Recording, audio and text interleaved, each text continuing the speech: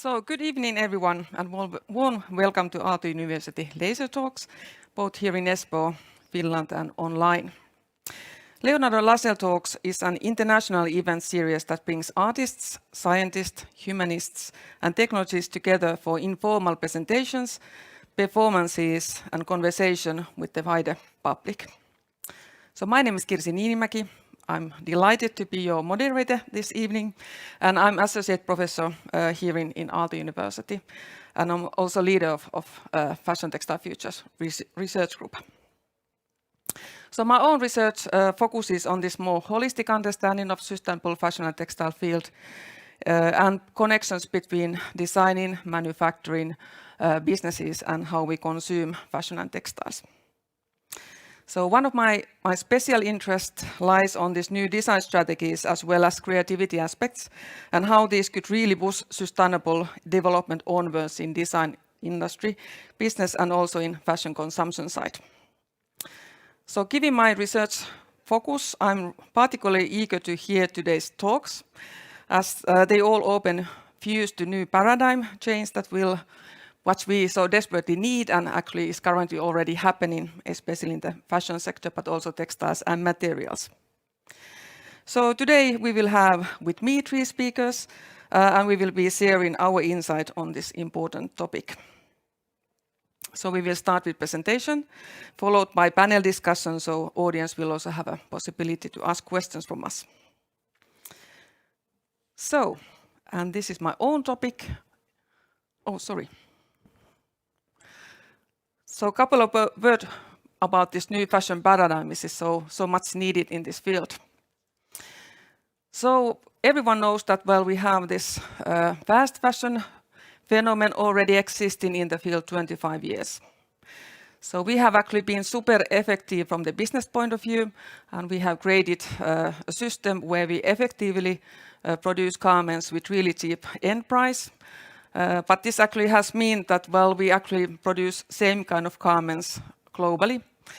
And this has attracted consumers which are chasing the latest trends, the cheapest prices, beauty experiences and aesthetic dreams, which is actually made in developing countries. So fashion means selling dreams to consumers without guilt, and we as Western consumers can act in as unsustainable way as we wish, without any consequences for our own clothing consumption habits to ourselves. And super effective way of mass manufacturing fashion has created a system where same kind of garments are manufactured fast and cheap, but it also means that we produce too much. Markets are so oversaturated that all garments are not sold, but they end up in landfills or they are incinerated. Fashion system has grown to monster size, which uses a lot of resources, water, chemicals, fibers, oil, energy. So currently fashion means pollution, environmental impacts, toxic chemical load which spreads globally. Fashion also means ever-increasing waste problems in countries where the production exists, but also in countries where fashion consumption happens. So the textile and fashion waste streams are increasing in all countries. So the current fashion system is based on a colonial approach. Manufacturing happens in lower cost countries on the other side of the globe, while garments are bought, used and disposed in Western countries. We as Western consumers want to have cheap, fun and trendy fashion. We are chasing unrealistic fashion dreams. And fashion has begun to be a cheap entertainment for quite many consumers. So we need desperately a new, more sustainable and justice fashion paradigm. We need to appreciate materials, manufacturing work, good design and quality clothing. So we need to invest on long-lasting garments and we need to appreciate good maintenance, learn repair skills, perhaps even some updating skills. So we have to include the understanding of waste as part of the fashion system and really begin to take responsibility of it. We have to reuse garments and also recycle garments more effectively in the future. So let's be much more creative with our garments. We have to educate ourselves to appreciate longer-lasting styles, high quality, and durable materials. In the future, we will repair our garments, we will upcycle our garments, we will sell our garments to other fashion consumers, and we will buy second-hand fashion. And this all actually will also change quite drastically our fashion aesthetics. So radical creativity is really needed in this. We have to build the transition towards sustainability and towards new fashion paradigm, and this means changes how we design, how we manufacture garments, how we do fashion business, but also how we consume fashion in the future. So we have to find new ways to build better balance in the fashion system, balance which also takes account planetary boundaries and which means less, slower, more local, new kind of aesthetics and totally new kind of fashion business. And this all should actually be based on new kind of balance in the system. And this needs quite wide collaboration between different disciplines and between different stakeholders, and also industry have to be included in this discussion. And also we as consumers, we are part of this change and we need to consider our own fashion consumption practices. Thank you. This was my presentation.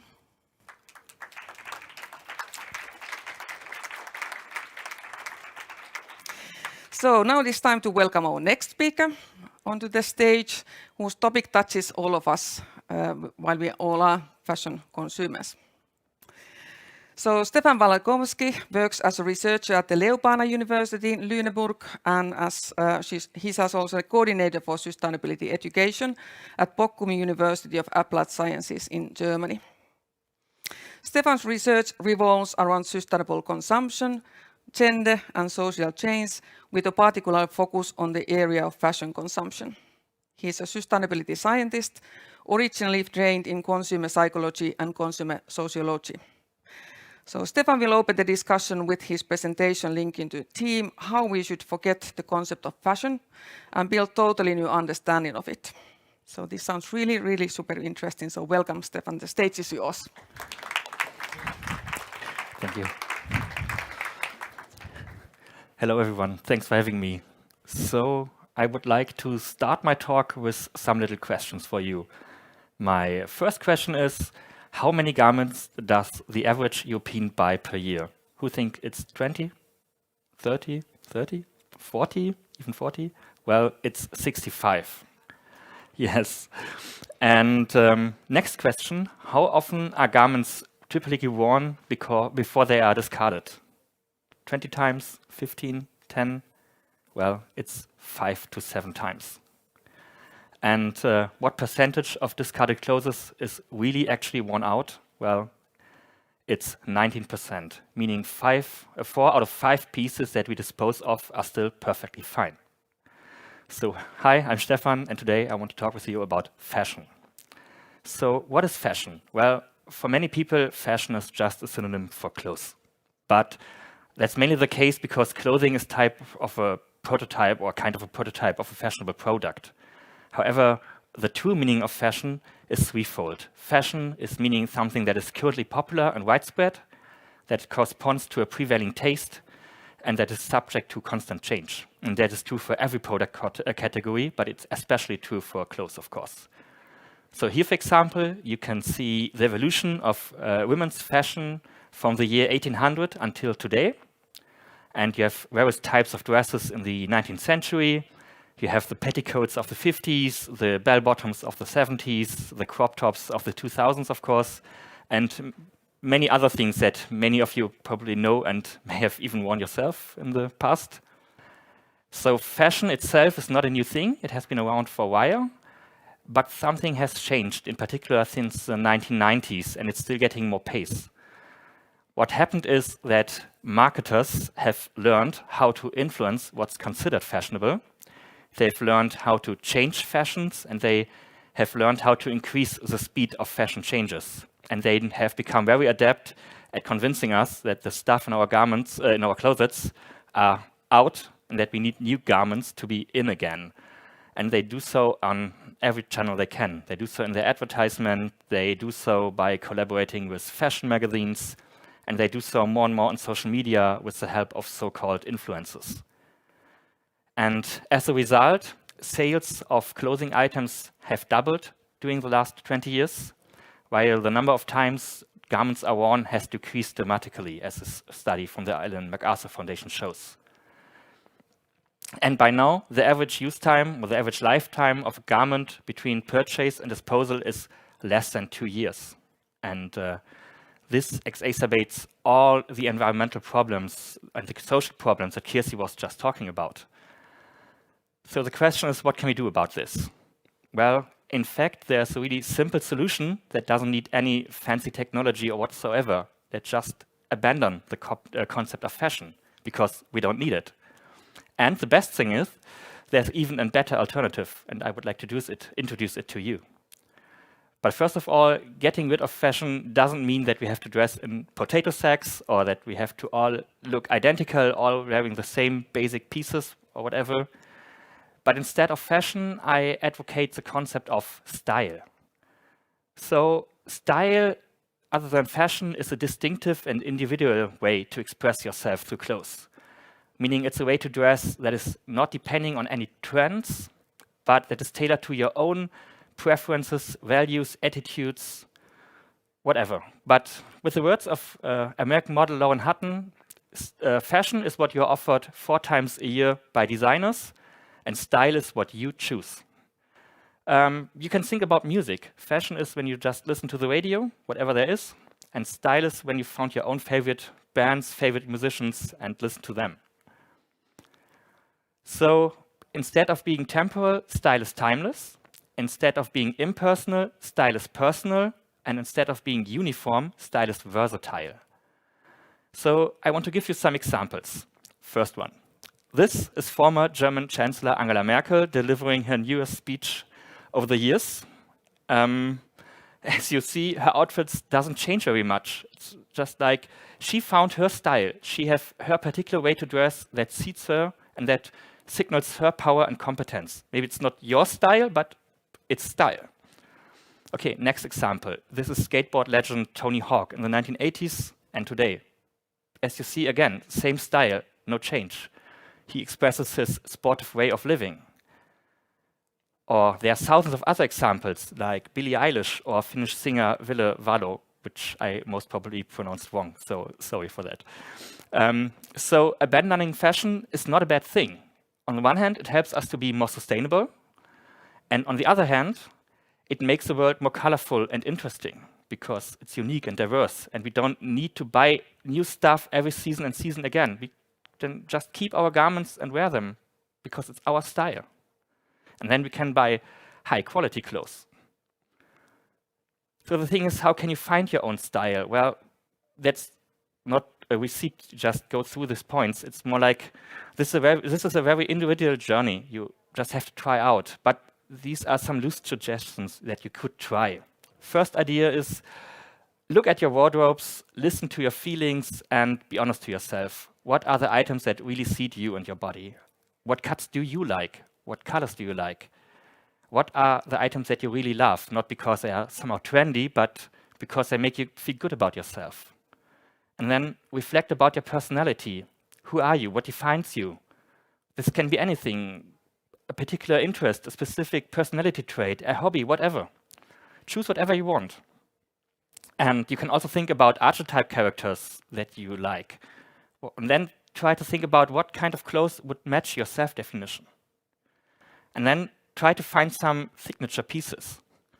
These are key pieces that tie your style together.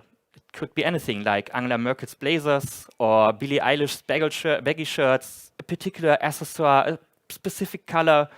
Take whatever you want. And then finally, make sure that all this stuff you buy really fit. And I mean fit both your body and your personality. Okay. To wrap up, I would like to close with a quote from British designer Vivienne Westwood. Buy less, choose well, and make it last. Find things that suit you. This is how you look extraordinary. Thank you. Thanks. So thank you, Stefan. That was really interesting and also a good lesson for all of us. So we really have to educate ourselves and our style, what that actually fashion means to us.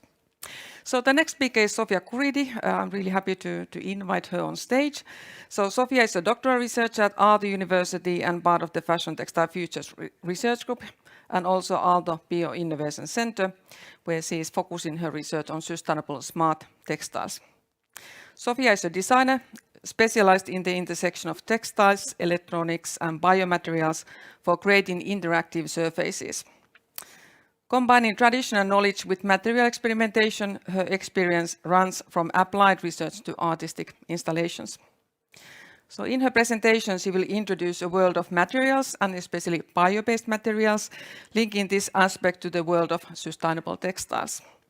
So we are eager to hear Sofia's insights, and this is also a good reminder for us that not only fashion or textile, but actually materials are super important when we are making the sustainable transformation. So welcome on stage, Sofia.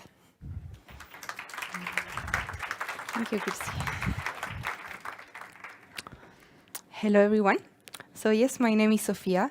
I am a Chilean designer, and as I can recall, I was very interested in materials and the material world and touching everything. And that led me to study design, where I could get involved in creative processes, and I got particularly interested in the smartness of textiles, how textiles can help us to communicate, to process information, and to contribute to our well-being. Sadly, soon enough, I realized that my love for textiles was in this dilemma that textiles were creating huge environmental problems and social problems all around the world, and I could see it in my own country. So this is a picture of our desert, our beautiful desert in the north of Chile, that now is the biggest dumpster of textile waste in the world. And this is caused by the second-hand clothes coming mostly from the US to my country. So in this talk, I wanted to share with you my thoughts on how smart can our future textiles be, and particularly how biomaterials can help us to move forward to more sustainable futures in the field of fashion. So as I mentioned, I was interested in the smartness of textile materials and soft interfaces. So I started to combine crafts with digital technologies and new materialities, and I wanted to give a sense of liveness to textiles. And that's how I came across with biomaterials. So biomaterials are materials that come from renewable sources, like wood, that are biocompatible, meaning that they don't harm our bodies inside or out. They are biodegradable, so they can degrade and go back to cycles of life in the earth. And they are very versatile because they come in many different formats. They can be squeezy, soft, rough, in many different colors and shapes, and they can be woven or 3D printed, for example. So biomaterials, because of their nature as coming from renewable sources, are amazing substitutes for non-renewable materials usually used in fashion, like plastics, coming from fossil fuels. So this is a picture of a pair of jeans that was placed in a compost, and the cotton fibers, they all degraded, but as you can see here, the polyester fibers, they stayed. And that's also, we kind of all know. But of course, biomaterials have been around us since forever. We use wool from animals, we use natural fibers from plants like hemp or linen or cotton or bamboo. But there are many other sources of biomaterials that we have not yet explored. And they can be spread around the world, meaning that we don't rely only on for one country producing cotton, sending it all over the world with the cost that implies. But for example, what about pineapple plantations in Thailand? Can this be a source of biomaterials for fashion? Or what about interconnected root systems of mycelium that can grow under the earth and get fed out of decayed matter? We can even grow these biomaterials with minimum amount of resources and create these bacterial cellulose that act like, they can be like plasticky or leathery. And fashion designers have been using these materials already, more and more often. This is a picture of the latest Stella McCartney show in London Design Week. They were using fibers made out of kelp or algae. But we can also find them in places where we can actually buy garments, like these shoes that are made from pineapple leather. And there are other examples where designers have been using these materials for speculative projects, like, for example, can our clothes clean the air or not? So biomaterials are amazing. I like them a lot. I think they have amazing properties and qualities, and they can be very, very good alternatives for more sustainable fashion. But of course, there are some warnings in this. So firstly, if we use these materials in the system of the fashion system as it is now, we're just going to keep destroying more and more ecosystems. So as Kirsi mentioned, if we don't aim for degrowth or like producing less in a slower pace, we're just going to destroy, for example, this beautiful kelp forest in the sea of the Patagonia. Even though kelp fibers are very good, but how much do we need? How much do we need to produce? Do we need millions of t-shirts made out of kelp? Maybe not. Secondly, the production of these biomaterials for fashion cannot compete with food production. I mean, we need to feed people first. We need to, of course, make clothes for everyone, but we need to be careful that we don't overtake these production systems. And finally, I think it's very important that these biomaterials don't come from settings of traditional extractivist industries that are mostly extracting natural resources from the south of the world, undermining local territories and local communities. So how do we do this then? How do we use these materials in a more sustainable, positive way? So this is an example of a company in Mexico called Deserto. So they understood, they have so much knowledge about cactus and nopal that they said, okay, how can we create like a leather-like material, all of this? And they have been doing so with knowledge from their community and contributed to regenerative agriculture.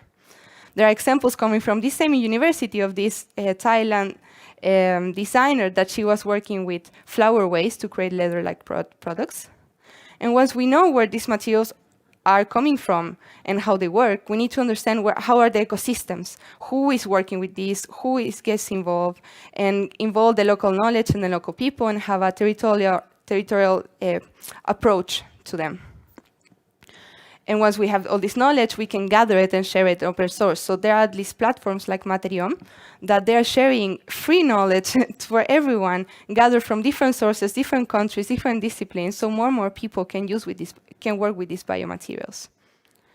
And so like that, there are more and more companies spreading, like this one creating textiles out of the waste from seafood industry, or companies using bacteria to dye textiles without using harmful chemicals and very, very little amount of water.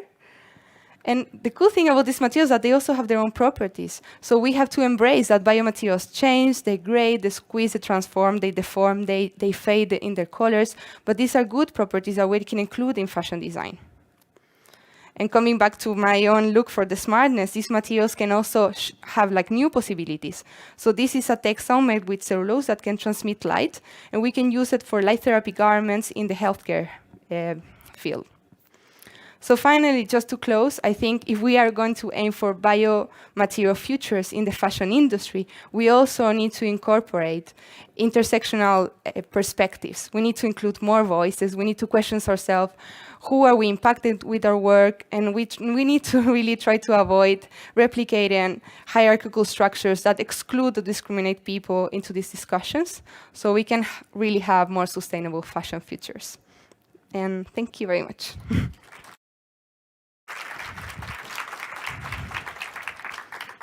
Thank you, Sofia. That was really interesting. And what kind of materials we will have in the future? We are really waiting for Sofia's research outcomes. So, and then we have our last presenter, Katja Daina Vladimirova, who works as a researcher and lecturer at the University of Geneva, Switzerland. Katja is a founder of the International Research Network on Sustainable Fashion Consumption, which is a community with over 100 members from 20+ countries, and Stefan and me are one of those researchers involved in this network. So Katja works on the topics of sustainable fashion consumption, sufficiency, degrowth, and social change. She is trained as a political philosopher and political scientist. And Katja explores the challenges of transforming our societies to live within the planetary boundaries through the lens of fashion and textiles. So this will be a really important end presentation and really linking the discussion to degrowth aspect. So welcome, Katja. Thank you. Hi everyone, how is everyone doing? See smiles. You guys good? I know I'm the last one in a row of really brilliant presentations, and it's a tough, these are tough shoes to fill. But I am here to talk to you about something that I personally am super excited about. I think that's the future. That's at least the direction. And when I was invited to come here, I thought that there's probably few other platforms that would be as fitted to speak about what I'm about to talk to you about today as Aalto University, because of all the innovation, all the cool stuff that you guys do. I'm so jealous in a sense. So I would like to talk to you today about the future. And part of my mission in life, yes, we go deep here, is to help envisage futures that are attractive and that are going to make us want to get there. And I work in my own research on that line of inquiry through the lens of fashion, mode, as we say in French, and textiles. So the critical word that is really important for the future is, to me, degrowth and sufficiency. And let me tell you a little bit about what this means. But first, I'm going to run a quick survey. Who's heard the word degrowth? Yay, amazing. And how about sufficiency? Fewer, but almost there. Okay, great. Amazing. We're on the same page. I will speak a bit to explain what this is, but I won't go too deep into theory. So, we'll figure out how it works in a second. Voila. The first thing I wanted to start with is by saying the fashion system, to which I refer in my talk and to which my colleagues referred to previously, is much bigger than fashion industry. Very often we confuse actually fashion with brands. Brands are indeed at the forefront of the fashion system. These are the names that we know, that we wear, that we buy, that we know their value of or not. They have certain connotations. However, brands are merely the top of an iceberg, and there is much more that's involved in the way that fashion operates today. And the impacts of the fashion system are much broader than what brands do or even have control of. So I wanted to be super clear on this from the start by saying that fashion system involves operations that are upstream, like the production, all the way to where the material originates from, like the fields that grow cotton or the factories that make polyester, nylon, or acrylic materials and fibers out of oil. We also need to think about the use phase, which is part of the fashion industry, and this is on us, on consumers. And we also need to think, when we think about the fashion system, about the downstream. Downstream refers to everything that happens to our clothes when we don't want it anymore. There is a lot of very interesting research happening there right now. There's a lot of work done by activist organizations, to some of which I will refer in a second. But up until recently, since 2013 especially, we've heard more things on the upstream side. So in the middle, you see this beautiful consumer head in the clouds a little bit, looking at what is available in the shop today for her, which is, what many consumers do. We see what we see. We see the shops, we see our phones with apps that are offering us certain things. And not always we think about the impacts of these purchases. We are really integrated within the marketing system. We are targeted recipients of marketing messages. However, since 2013, as I have mentioned, with the fall of Rana Plaza, a major accident in Bangladesh, Dhaka, that killed over 1,000 workers that were making, mostly women, that were making clothes for Western brands, people started questioning what is happening upstream. More people, thanks to the work of Fashion Revolution, started asking, who makes my clothes? And spoiler alert, these are not robots, right? I still get from my sons friends and from even some adults, people still think that, oh, but at such scale, these must be robots that are making our clothes. No, these are still people, and there is that much that we can automate the fashion industry. Clothes will never be made by robots. We also started asking what are the environmental consequences, and thanks to the documentaries that really changed how we view fashion, like The True Cost, for example, people know much more about the upstream now. But it is time to also question what happens downstream. And there's a lot of nasty stuff that happens downstream. I've worked with an NGO that's based in Ghana, in Accra, that is doing work in the largest second-hand market in the world called counteract, that is receiving on a daily basis tons and tons of second-hand clothes, which are not given to people, by the way, there. Often when we donate garments to charity, we think, oh, this is a good thing I'm doing. I'm such a nice person. It's going to be used by someone. No. Sorry. In different cities, it differs, and we're doing this research that's going to be published soon on 9 OECD, so wealthy cities. We see that patterns are very much similar. Charities collect garments from people who feel great about themselves, and then charities don't have the capacity to sort our textile waste. Most of it is actually sold to secondhand commercial resellers, and then resold to people who work in markets like Kantamanto in Ghana.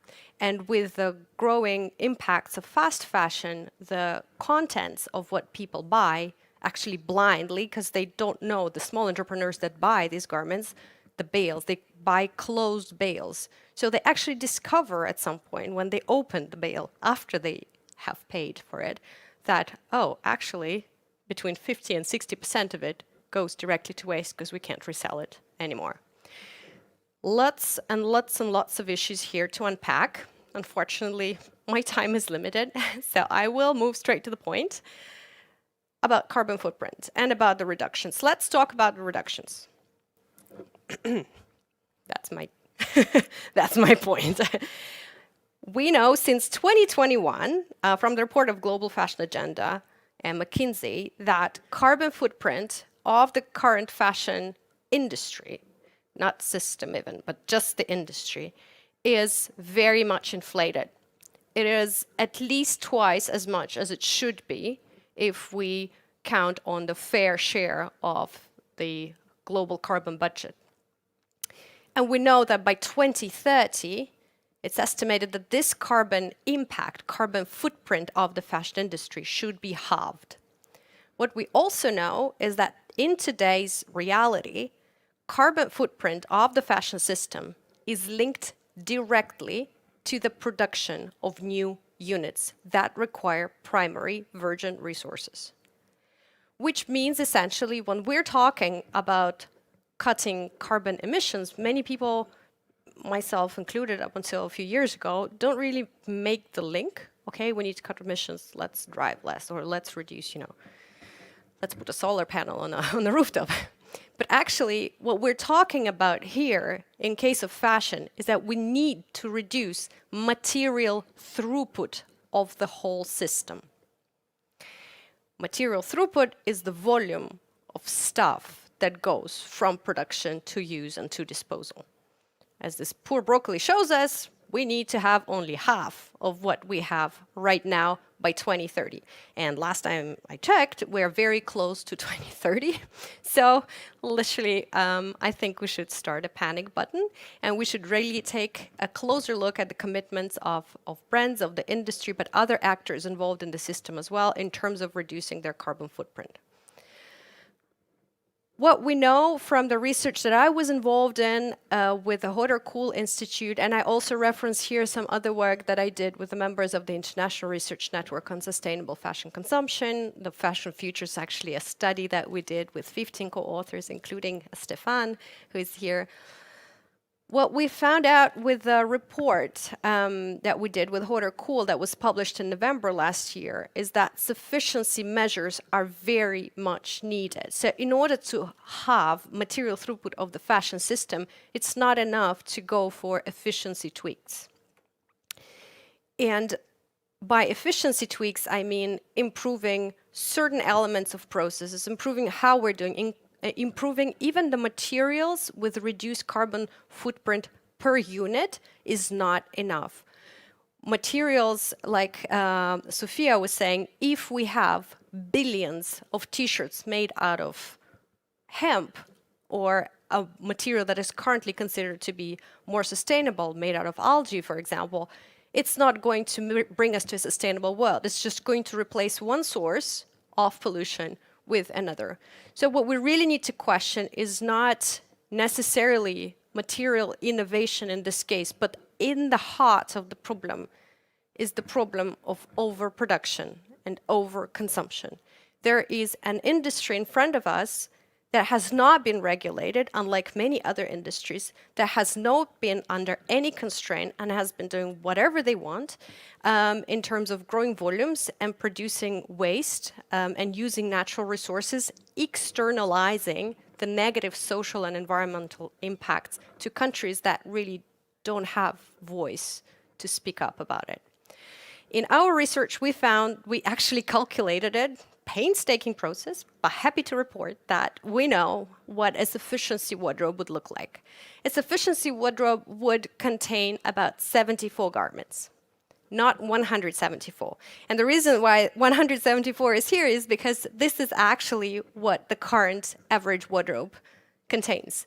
A study that was done in the Netherlands shows us that it's roughly between 130 and 429 garments that we can find in wardrobes of modern women and men. So on average, we'll land somewhere around 170. We need to more than halve it in order to respect the planetary boundaries. And this number is a static number, 174. This is how much we have in a given period, which some researchers think, including myself, is not necessarily the most helpful one. Whoops, something broke. What we really need to focus on is a more dynamic side of our wardrobes, which is how much can we, what kind of throughput we could have, how much can we buy or acquire new every year and dispose of. Our calculations show that we should buy no more than 5 new garments per year. Who remembers what Stefan said we buy today? 65. Oh my God. So it's like what? Let me count. 13 times more than what we are supposed to be allocated if we are to live under the planetary boundaries. When I share this number, people freak out. It's okay. We need to process things. But I also firmly believe in the role of normative goals. I'm an ethicist by training. I'm sorry, I have to go through like these philosophical channels. I think that if we envisage a better world, if we envisage what is the right thing to do, if we agree on it, then we can build roadmaps how to get there. So these 5 new garments actually made quite an impression on quite a few people, including a journalist called Tiffany Dark.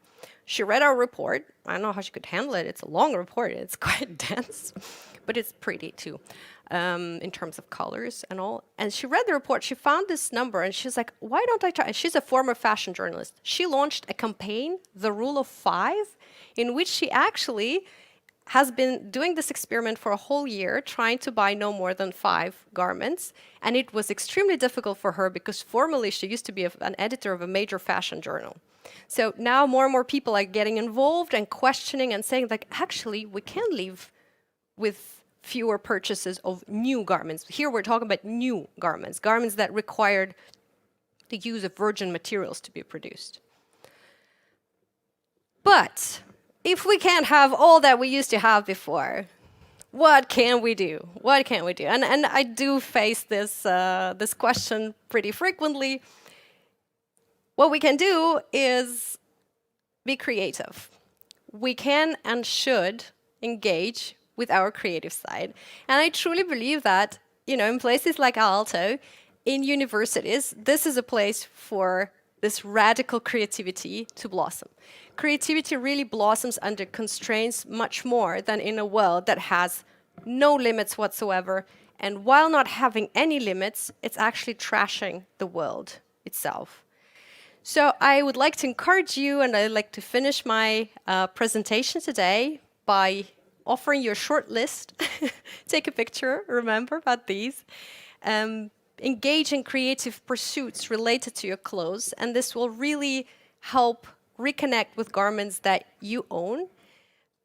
Find your style, but also, if you really need to acquire new garments, prioritize things that are in extended circulation, like secondhand or rental or swapping, for example. And if absolutely it has to be new, buy something from a brand that is doing its best to produce things in the most responsible way. And with this, I would like to thank you, and I would be happy to answer any of your questions during the panel discussion. Thanks.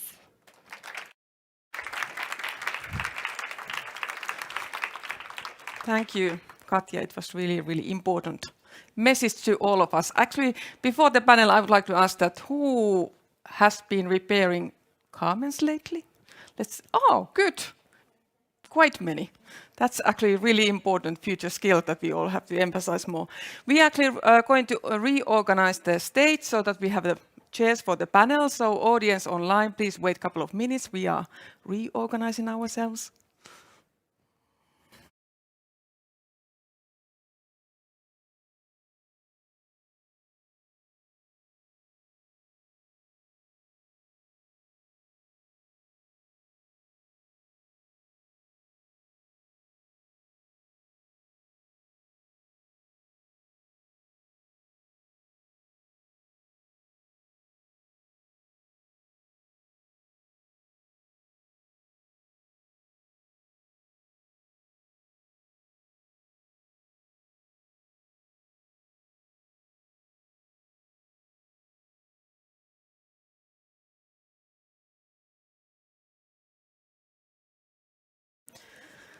Okay, this is actually also the time for audience to be active, but perhaps I start the questions and the discussion, but there's a lot of possibilities for you to also take part for the discussion.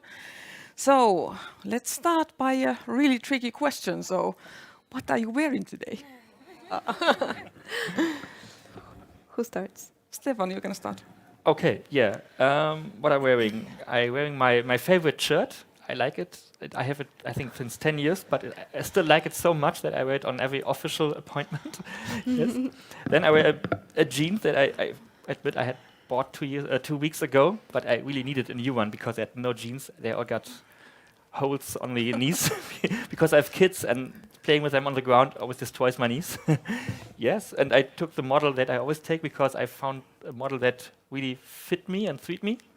And then I have my shoes. They are great. They had a lot of glitter on it, and it is gone because I had to wash them last year. But they had glitter on it, and I really love them. And they are unisex shoes. But the seller says, or the producer says, they are unisex shoes. But it's hard to get them in Germany because the retailers say no, glitter is not for men. So and my topic is gender roles. Yeah, but so I really had to write an email to Japan to the producer to get these shoes in my size. But I really love them because I want to show gender roles as just socially constructed. So if man wants wear glitter, just let him. And yeah. Yes, and we have been discussing. We have been trying to encourage Stefan now to add the glitter in the shoes so that it looks the original. So repair activities are now next waiting from your side. Okay, Sofia. Yeah, now I feel like in a gala. But no, I'm wearing this handmade sweater made by some designer in Chile that my mom gave me. This skirt is from Oof that I fixed to fix my shape. And these shoes are new because I needed something that puts me very far away from the snow, so very big. Katja. So I'm like the poster child of everything that I just listed to you. I think I have one unit of everything. These shoes and the pants are secondhand that I bought online through a secondhand resale platform. This sweater is beyond 300 wears, maybe even 500, I can't guess. I've had it for about 5 years, and it's a friend of mine who started her business making knitwear that I bought it from. And it's my favorite color. Makes my eyes pop, people say. And so I've been wearing it nonstop. It's my go-to sweater. This is something that I was given by a friend that she didn't want to wear it, but I found a way to wear it. And now she's like, oh, I kind of want it back. You're wearing it really well. And this is something that was made for me. It's a unique piece by an artist that I admire so much, who works with ethnic designs. And she had this made in collaboration with me. Well, she used some of my input to make it work. And perhaps I also have to tell something about my dress. So this is one of those 5 pieces that I'm allowed myself to buy this year. Actually, this is the 3rd one, so I can still think that do I want to invest still 2 more, not? Or is this now like my limit? And I like the print a lot. This is a really small Finnish brand. So whenever I'm then buying something, invest in new. So I really try to also support local brands, because we know that, well, fashion business has struggles, and really want to support those ones who try to make something more sustainable. This is also different kind of new materials, so it's also testing that, well, how this feels and how I maintain the material. So more environment friendly viscose material. So that's the story behind of this. What's the name of the brand? Papu. Yeah, they have always this kind of quite strong prints. Okay, so now, based on the presentations that you had, but also others' presentations, so what do you think that will happen? What should happen in the next step towards more sustainability in the fashion sector or materials? So, what you are waiting for to happen next? Well, the thing is, what should happen next? I think everything at the same time, because as Katja said, we have not much time to reduce the volumes of fashion throughput. What will happen? Well, I'm a bit pessimistic, and I think not much will happen in the next few years, at least not in the mass market. But there's a lot of happening in niches, in consumer niches who try new things, but in new entrepreneurs that try new things, but it's not scaled up yet. And I'm a bit pessimistic that it will scale up so fast as we need it. How about Sofia? Yeah, maybe I agree, but maybe from the positive tone I see in this field of from the material perspective and approach, I see how this kind of so much more people outside big companies is taking power of the development of this new material, and they're spreading their knowledge, they're collaborating tons. There are huge groups in Latin America working together from Colombia, Mexico, Chile to kind of develop this knowledge in a collaborative way. So I think this force is unstoppable now. So I'm very positive that they will come with very interesting solutions. They're a bit more decentralized. How about Katja? I will dig into my ethics PhD, and I will remind you about slavery and the process of abolishing slavery. While we have some dates, it was not an overnight process. It was not an overnight change that happened. It took decades to change people's norms, people's behavior. But the recognition that there is something wrong is critical, and then we work towards change. So what we see with fashion in the recent years is by looking upstream, downstream at our own closets and facing this clutter, we are realizing now that this is wrong. The system that exists today is wrong. How do we change it? There are ways, there are calculations, there are roadmaps that can be built. But I think what I'm really optimistic about is the fact that more and more people today realize that we have a morally wrong situation that takes advantage of people upstream and downstream, that takes advantage of the environment, and that really doesn't benefit consumers in any way, consumers and citizens.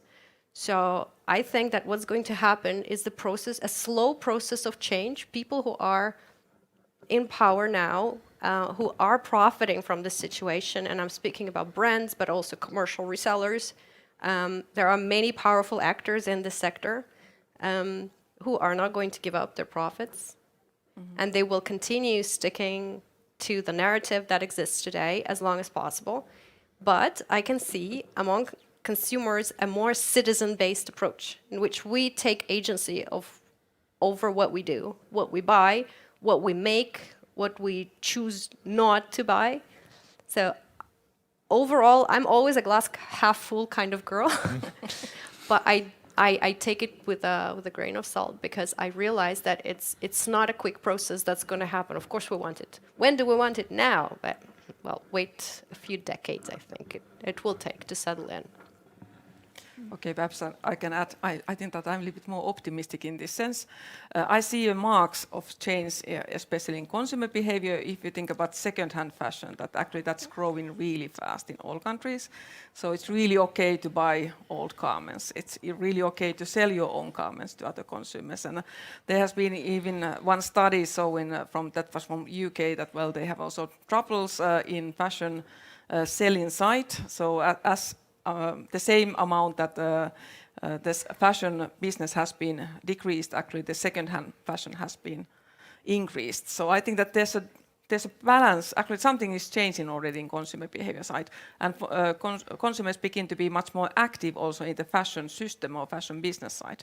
And that, of course, is a little bit scary for the businesses, that actually they are losing their power, because we all know that, they are big brands and they have a huge power, and actually they are really playing this game, so that they will only get the benefit.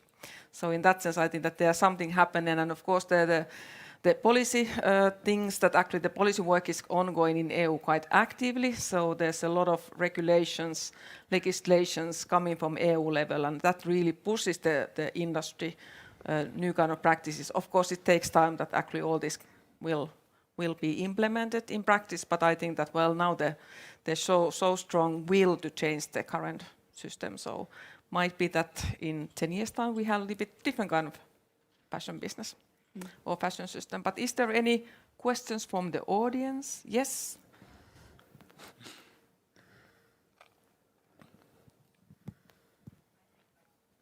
Please wait for the microphone so that actually the audience also online can hear. Yes? So the good thing is that right now there's a climate meeting going on in Dubai. So what do you hope, and what would you expect from it, and what would you hope for it in terms of the fashion industry?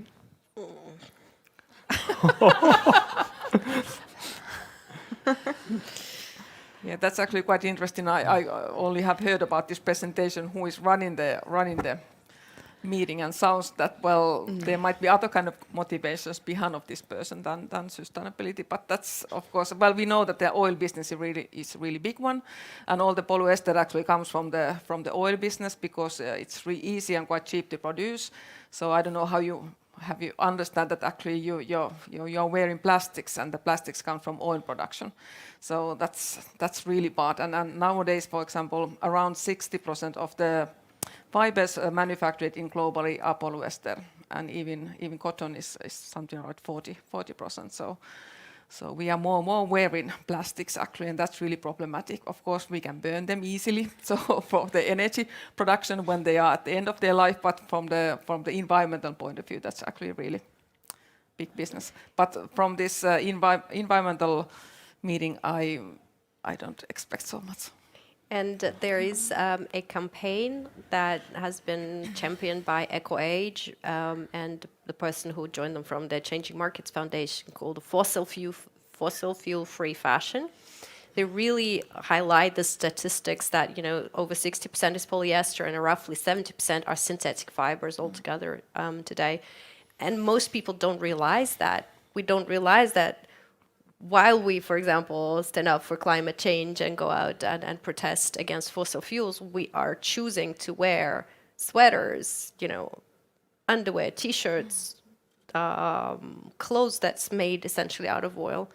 And there's a big campaign that's trying to phase out fossil fuels from fashion without one-to-one substitution by other materials. So they're speaking about reducing fossil fuel use, and they will be at the COP meeting in 28.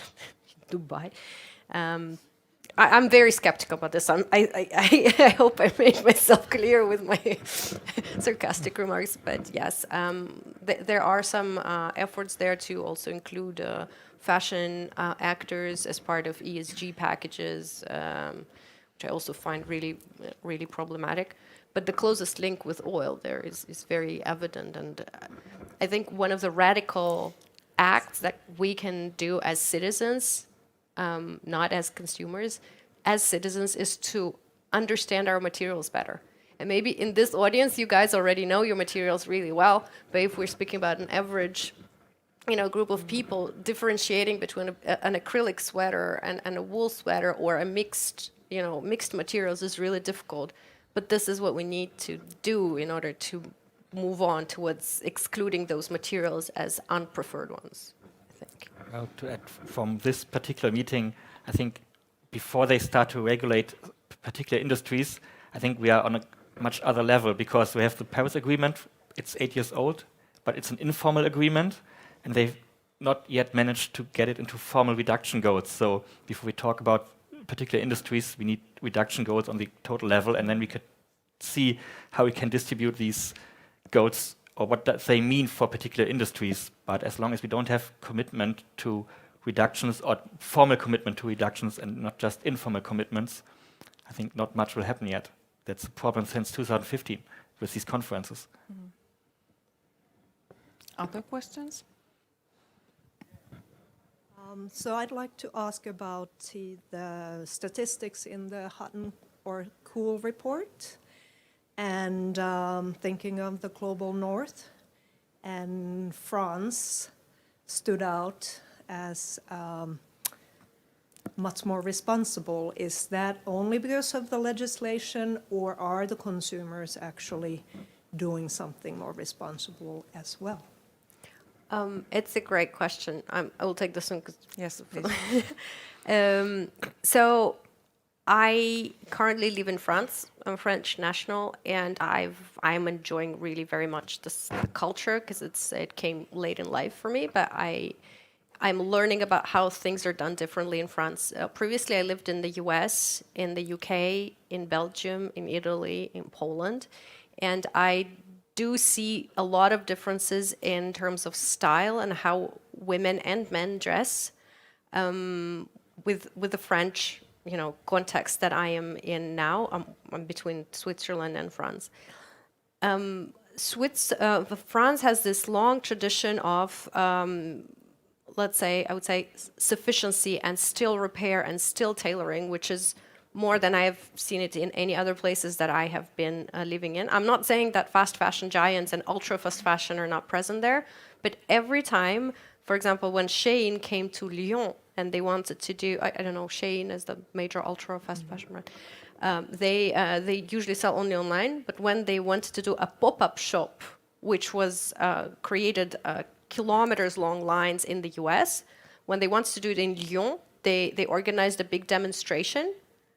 And actually people didn't go to the pop-up store. So French protest. They're like, no, we don't want this. We don't want this here. Like, what is this about? We don't want this kind of thing. And they do have, you're right, they have very advanced regulations in terms of extended producer responsibility, which have their important limitations. But out of all the different countries, it's one of the more successful case studies. We just introduced the subsidies for repair. So in France, if you want to repair your garment or your shoes, you actually get almost all your money back as a consumer. So this is really a way that the government is giving those micro-subsidies to support the niche of repair services, which have died out in many countries. If you cross the border to Switzerland, we can't really find many seamstresses or tailors because they have to pay VAT taxes and other taxes like everyone else, and it's a very different business context for them. France is really supporting it. But overall, yes, we found that France was perhaps, out of the countries that were considered in the study, the most moderate, showed the most moderate consumption patterns compared to the UK or Italy that overconsume by a lot. But I have to say that, well, actually, it was a little bit surprise for all of us, actually, researchers, that France looks so positive compared to all other Western countries. So these fashion consumption rates are then listed according to countries, that in which country you can still actually increase the fashion consumption. We also have those kind of countries, and of course most of the countries actually we have to decrease the fashion consumption. Do you remember which countries they were that you can still, basically if you have this kind of planetary boundary, so some countries could still increase? Was it Brazil? It depends. Or something? Yeah, it depends on, because we did calculations by quintiles of population. So in France, there's very little inequality. So the rich consume very closely to what the richest 10% consume closely to what the poorest consume. But if you look at the same in the UK, we see that the rich consume multiple times more than the poor. And that means that the drivers of this overconsumption in the UK are not the poor. The poor, if you look at the poorest 50% or 25%, they still live within the fair consumption space. They consume what would their fair share be of the carbon budget translated into fashion consumption. But the richest, the wealthiest 50%, the ones who can afford things, they consume like there is no tomorrow. And I think because France has much less inequality, if you look at the graphs, this is something that also explains they have much less inequality in terms of wages, they have much less social status and conspicuous consumption. Actually, France is the place for quiet luxury. That's one thing that I discovered, that my Gucci belt is not really working here. People actually look weird at you if you're wearing something that conspicuously speaks brand language. So perhaps it's this lack of. Yes, and it's good to remember that actually France legislation is really much more further than us. And EU is right now, when EU was then updating the textile regulation, actually they are always looking examples from France, because they have had this already several years. Yes, all this legislation, which is actually quite interesting. Do you want to add something, Stefan? Okay, shall we take a next question? Do you think the media or social media could do a better job in informing customers about all these different aspects of the industry? I was very surprised that a couple of days ago I heard for the first time that the workers in Sweden for Tesla are on strike, and at the same time we have these Finnish strikes. But to my understanding, I haven't heard anything about these car manufacturer strikes, which are practically doing the same as those in Sweden. So we have the similar problem in Finland and Sweden, but our media doesn't really emphasize or doesn't follow what the Tesla workers in Sweden are working on. The same way, we heard about the same television channels, or the France 24, NHK, and so on, these foreign networks. They were reporting practically daily about the car manufacturers in the US and about their strikes. And then just by chance, in a similar way like I heard about this strike in Tesla or in Sweden, just once I heard a small discussion about the garment workers in Bangladesh who had gone on strike. So if we would have more information about those poor working conditions in Bangladesh, or their desperate try to get a better salary, or the similar way that if we would have been seeing daily these quite dramatic documentaries about the garments, like somebody was saying was in Chile or in Africa, if we would have seen these mountains of fabrics and clothes being buried in sand or buried wherever, would we have acted differently? What do you think? Yes, thanks for this question. Really important topic, and social media influences are really actually, they have a lot of power in here. But I will give this to Stefan. But before, actually, I would say that we also know, based on the research, that actually just providing more information actually doesn't really help, because we are so emotional people, and fashion is really much this kind of excitement and fun and that kind of stuff, which is really more for this the kind of emotional side of consumption. So just providing more and more information doesn't really change our behavior. But Stefan, you I just would like to add, because I think information is an important precondition for acting more sustainable, but it's not enough, because we have this attitude behavior gap phenomenon. You can give people information, but even then they don't start acting sustainably, because there are other barriers like social norms or habits or whatever. And regarding social media, in particular in fashion, the fashion context, of course, most influencers just reproduce a system. What's fashionable, what's in, what should you buy, here is my fashion hole, just see what I've just bought. And of course, there are fashion influencers or sustainable fashion influencers, but even if you look at them, they produce some kind of, in the literature it's called weak sustainable consumption, because they tell the story of, okay, you just have to buy the right clothes from the right brands and then you act sustainable, but that's not as it is. As Katja said, we need a reduction. So that would be called strong sustainable consumption. And I don't know yet about much social media fashion influencers on the sustainability side that really put this message out. They're still sponsored by the sustainable brands and just say, okay, buy not from H&M, just buy from here and then it's better. It is, but it's still not sustainable. It's a bit more eco-friendly, but that's it. But yeah, somebody has been said that, well, fashion is not driven by guilt. It's actually driven by desires.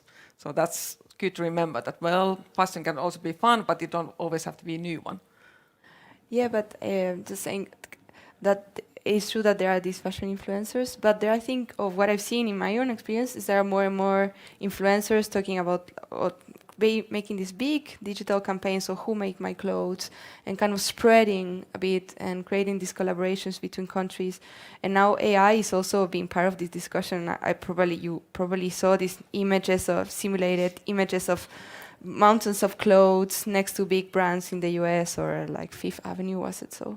And then you see these images as a consumer and you're like, okay, what is going on here? And they start appearing in mainstream media. And at the beginning, I thought they were real, actually.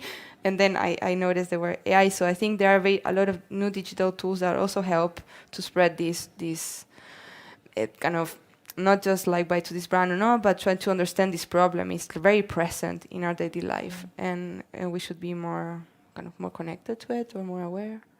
Yeah, perhaps I can add, Katja, you mentioned this 5 garments a year challenge. And actually it has been spread quite actively around social media. For example, I saw several posts at the beginning of this year. People were saying that, well, I'm committed myself for this. And then they begin to describe what are those 5 garments that they allowed themselves to buy this year. So that was also quite interesting. That actually spread quite many countries. So we can, of course, start these kind of campaigns, and that's important way, but somehow it should be actually fun, the change, that we are not. But sometimes it's good to have this guilt aspect, but we have a lot of information, and there are documentaries, we know this, but somehow it's not so effective when we think about the changing consumer behavior. Yes. And I would just add to this that we all live in our algorithm-induced bubbles. And actually what I see is very different from what Stefan sees, from what Kirsi and Sofia sees. So the lady who asked the question, probably when you're saying we don't hear about the strikes in Bangladesh, all I've been seeing the past weeks was strikes in Bangladesh. This is my feed, and I frankly get really frustrated with that. Not with the strikes in Bangladesh per se, but with the fact that I'm constantly bombarded with the same kind of information. And if we want to learn about new things, it's really difficult, considering the algorithms that social media relies on, to just do it. And that's why we're seeing, despite bigger connectedness overall with media and with all sorts of communication possibilities, there's more radicalization that's happening around the world, not just in fashion but across, because we are speaking with the converted. We're speaking with other people who are already convinced in what we're doing. That's why I keep pushing myself to go out of my comfort zone, go speak in our local library, go speak to people who otherwise are not prepared to hear about the 5 new garments. And it gets uncomfortable sometimes. They're like, yeah, but nobody told me. Nobody told me about the amount of time I spoke about Rana Plaza, and I saw people genuinely surprised because they've never heard about this tragedy in their life. Is very it's a lot. So we yes, connectivity and social media is helping us to connect better, but at the same time we need to be aware of its limitations and how it impacts our lives. But it's also good to remember that, of course, consumers can make change. So at the end of 1990s, when one big brand was exposed that they used child labor, and there was a big boycott. So a lot of globally, consumers said that we are not buying this brand. So actually they had to change their practices. So of course, we as consumers, we have a power to change also the brand practices. Other questions from the audience? Yes? Kirsi, you mentioned the EU legislation, so I would love to hear from your researchers. Do you think that how are they going to help and are they going to make a difference? Okay, perhaps I start. Yes, we are quite actively in that work, also involved. So currently there are actually several new guidelines on the way. And one, for example, is this extended producer responsibility. So that means that, actually producers or importers, they have to take back all the garments at the end of their life. And of course, this is also linked that, in the future, all garments have to be repairable, but they currently are not, as well as they have to be recyclable. So we are really changing our design strategies, for example, that how we design so that the garments are easy to repair, or actually they are also extending longer times, they are higher quality, and at the end of their life they will be collected effectively back, and then they are easy to put in the recycling systems. But of course this takes time. A lot of new information is needed, for example, how we then handle blends and how we then recycle blends, which actually most of the fibers or textiles are made from 2 or 3 different fibers, and those are really problematic currently.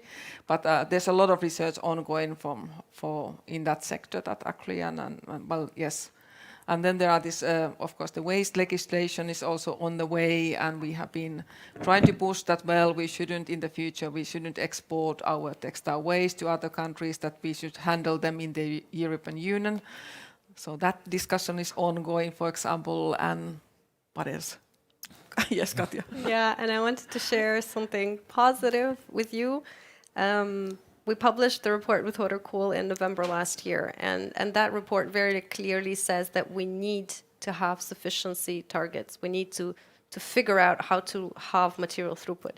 And it was in November, and then in January, I found out very last moment that there was a hearing about the EU textile strategy, which by then has already been adopted, but there was one MEP who wanted to do the amendments. She wanted to propose amendments to the already adopted documents, Delara Burkhardt. And I bought tickets and I just went there following some sort of, I don't know, gut feeling. I don't know why, but I felt that I needed to go there. And because I knew some people from this policy circles, they introduced me to the NGOs. So before the actual meeting, I spoke to the NGOs and I asked who is going to speak about what kind of measures are you proposing that need to be, what kind of changes should be implemented. And I realized that not a single NGO was proposing changes related to reducing the volumes of material production. Everybody was scared of this. Everybody was like, oh, no, it's too political. And so what I did, I came to the meeting and I raised my hand and I said, with a room full of people, I said, I'm a researcher. We published this and we think that volumes of material production should be halved. Why is this nowhere in the legislation? And then everybody, some people gasped, and it was quite a reception. Like, who is this person? Why is she talking? The association of the industry clearly didn't like this. And then I left the room, and I thought, okay, I spoke to the abbeys. It's not going to go anywhere, but I did what I had to do. I did the right thing, so I left. And after that, a few people asked for my contacts. A few people asked for the report, and that was the end of it in January. And imagine my surprise when in May, a colleague of mine was like, have you seen, they just published the amendments to the strategy. I was like, no. Apparently, when I spoke, then it hit the right ears, and the amendments to the EU textile strategy include specific requests to develop targets to reduce material throughput of the fashion system. And I was like, oh my God, is this how it works? What just happened? Like, because I honestly, I've never been involved in policy processes before. I am very skeptical about how, slowly things work. And so when you see that someone heard, because it, of course, one thing is when you raise an alarm, you speak with the expertise like Kirsty's team is doing, you provide expertise, but then it's up to policy actors to act on it, to include into the text, to tweak the words or not. And when it actually happened, so now we're at the stage that I'm working with several NGOs. We're working on sufficiency-oriented approach and how this could be mainstreamed. So chances are that the European Environment Agency will be developing specific targets and the roadmap of how to reduce material throughput based on the work that I've been involved in. And I am very positive about this because I didn't think this was gonna work, to be honest. Yes, if you think about this extended producer responsibility, that also means that, well, waste will be part of the business, and that means that actually businesses have to take responsibility of the waste. So currently how it happens, because now the end cheap price are really emphasized strongly, so actually it's possible to produce waste without the consequences for the businesses. They are not paying, for example, that if somebody in the factory in Bangladesh is really like putting all the textile or this wastewaters, they are not purifying anything, so that doesn't cost anything for the factories who are using this manufacturing premises. So that's also something that, well, I think that this legislation has the option to or possibility to really change the game, that actually businesses really have to understand that waste is part of their business, they have to take responsibility, they have to take a cost of it, and that also means that, well, might be that it's not possible to produce really low quality anymore and really short lifetime garments, because that means extra cost for the company. So I see that there's a possibility to really change this attitude. But the good thing is that something's happening, because we had no strategy at all before, and this strategy was launched last year during our network meeting, and we discussed it a lot, and there are so many flaws in it, and it's so much based on weak sustainable consumption, but we need sufficiency, we need strong sustainable consumption, but it's still a step forward. Something is happening. We had no strategy before, now we have a strategy. And as Katja said, you can develop a strategy, you can transform it, you can tighten it, you can make it better. So at least it's a starting point, and something is happening. So it's started a journey, and I think we don't have so much time. That's the problem with it, but at least it started, and it can at least nudge us into this process of changing the system over decades, maybe. Yeah.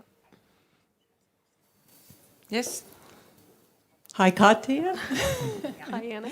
Hey, so I'm reacting to something Kirsi said, which was about the notion of desire.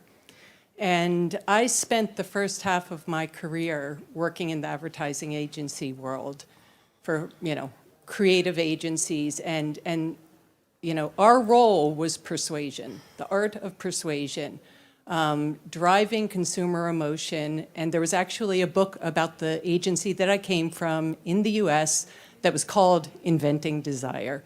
And with that in mind, it's one of the reasons I left the industry, because I saw that, I didn't want to be pushing consumer products in that way anymore. But it's also what I see now, that just the conversation, there's so much movement, and I have worked in sustainable fashion and with, material innovation and so forth, and there's so much positive stuff happening, but then I look at the industry that I came from, and I guess my point here is I don't see enough action happening there. The conversations aren't happening around their influence on consumer behavior. And I do believe that the whole thing about shifting the emotions and getting behavioral change, that industry is driving it. And just as an example, I get emails from Patagonia, and I looked at the emails that I got from Patagonia for the past almost 20, 25 days. I get emails from Patagonia every 3 days telling me to buy something. And it's done in a beautiful way. It's packaged up with a lot of nature pictures, but it's still telling me to buy something new. And it's bullshit, you know? So I would love to know your opinions as a panel here, what you feel about putting some sort of like how to engage with the marketing community, advertising industry at large, and maybe I need to do it because I'm such a vocal person on it, but also the regulatory, like should it somehow be monitored? And your opinion on that, because it's just really driving me nuts. Thank you. Good question. And this, of course, goes to the degrowth aspect that actually it's not easy discussion because that really means that we have to also slow down and cut down and really begin to also think that, well, what is possible to do in the fashion sector if we take these planetary boundaries really like seriously. So that really means that, well, we have to shut down also quite a lot of businesses. Yeah. Who wants to start with this Maybe, discussion? as I said, I still have a marketing background originally. During my studies, it was like, okay, I don't want to be this way, but I still want to learn how they work and why they work this way. But as I said in my talk, it's like a strong opponent, and they do everything to enhance fashion change and to keep the system as it is. So it's so important to speak up and change it, try to change it, or at least make consumers aware of what's happening there, and that they try to create desires that has no really need. For the most product, there's no actual need, just a desire that's created by marketers. And yeah, they are mighty opponents. It's like hard to stop them. Sophia? No, nothing to say here. I would then, thanks, Diana. It's a great question, and I agree with you completely that behind much of our consumption are marketing geniuses who figured out, like Stefan was saying earlier, who figured out how to push our buttons at certain point, and they keep pushing them. And they keep evolving the ways in which they're pushing them. Now it's online, now it's social commerce, now it's about nudges and the great, they're called dark patterns on the internet. There's a great report by Public Eye that recently ranked Shein and Zara as one of the most horrible dark patterns, like marketing nudges, websites and apps that exist on the internet today.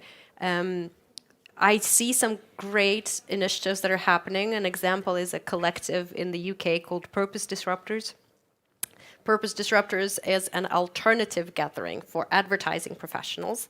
They don't focus only on fashion, they work generally, but these are people who work in advertising and marketing industries, and they realize that the better they do their job, the worse off the world is, because they're pushing consumption, essentially. And most of these people, they have families or some sort of moments in their life when they realize that this is not how they want to be, and this is not the world they want to contribute to. And they form purpose disruptors in which they're now trying to imagine a little bit, like I was saying, the future that is desirable. How do we create a desirable future that is sufficient, that is sustainable, and that doesn't rotate around consumption, but rather centers on well-being? There was also a great communication playbook that was published by the UN recently, how to speak about sustainable fashion. And while it is, of course, UN level and it does speak to brands quite a lot, it did still, at that level, introduce concepts of sufficiency and degrowth. It is proposing to brands to really question how many collections do you need to be successful or to be profitable. How many messages do you need to send to your clients? So I think that there are those, in the marketing and advertising and PR areas, we do see some slow but very creative improvements. Maybe to add, at least in the academic marketing sphere, not in the practitioner sphere, because they are still creating profits, but in the academic sphere that can do research on marketing and discuss more freely, I see some changes. At Lüneburg, where I'm coming from, we have marketers that think about responsibility and using these marketing tools to use them for good, to use them for sufficiency, for responsible marketing, whatever they understand with it. But it's like there is change happening. And at least these guys are educating the marketers for the practice of the future. So maybe we see some change in 10, 20 years. Yes, that's actually really, really important. There was just a other day a really good article in Helsinki newspaper saying about this. Well, actually, business needs nature, so that they are not like opposite.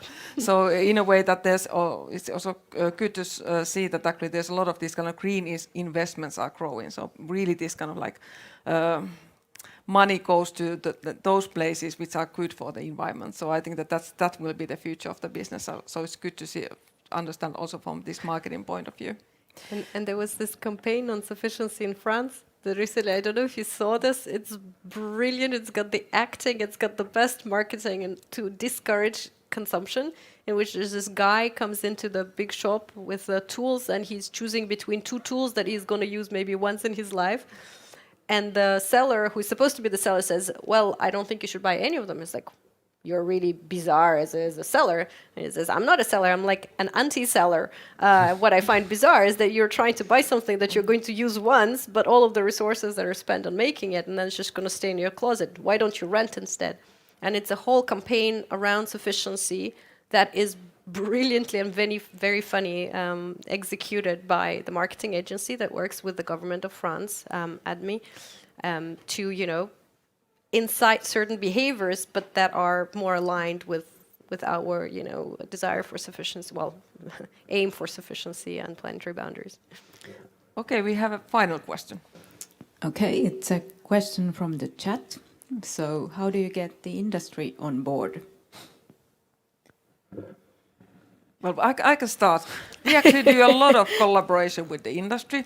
Of course, we are researchers and we are producing new knowledge, but our strategy has been that we try to spread the knowledge as fast as possible and for everyone. So sometimes we even make a report that actually some company has ordered us a report, but then we always negotiate it. Well, can we have an open access publication immediately, because we want to help the field with these new knowledges. And actually quite many companies are really reaching us and asking that how they could come to our research projects, for example, how they could collaborate. So it seems to be that actually businesses knows, companies, industry knows that big changes are coming. And everyone is a little bit scared what that means from their own point of view. So they really want to collaborate with researchers, for example, and we are happy to help everyone. So that's actually has been our strategy, that even those bad brands, we are helping everyone. So whenever they want to get some of our insight, we are happy to provide that one. So I think that in that sense that there's a big change coming and everyone understands that the changes are needed. Everyone needs this new information. Any other comments? Maybe I just thought about framing it positive, because change is coming anyway. It's like the Club of Rome report. We can't stop it. It's like, the question is, do we have change by design or by disaster? And who will be the winners of this changing world? And maybe you can get them with trying to convince them that change is inevitable and be on the winner's side of the change and be part of the change. But that's just really an idea. Yeah. Okay, before we end, actually, I have to advertise the background. So the visuals that you have been seeing, these really beautiful dresses, they are made by Sofia Ilmonen, and Sofia is here, I think so. And it's modular design, adjustable size, but it's also dyed with bio-based colors. So it's part of our research work, actually. So we are a little bit challenging the fashion aesthetics, that why everything has to look the same all the time. So actually these dresses are designed so that the colors will change or fade, or some new elements will come through the time. So this is also something to remember, that actually we can be much more creative and we can really challenge our own fashion aesthetics, that why everything has to be so new and so shiny and trendy. So this style aspect is much more interesting than what we can also be, what we can even create ourselves. So with these words, I'd like to thank everyone. It has been super interesting presentations and panel discussions. Thanks for the audience and active questions. So this was this time laser talk, and I'm quite sure that new or other laser talks will be coming. So thanks everyone for joining us. There's still possibility to stay here and continue the discussion here in Otaniemi. So thanks everyone. Thank you.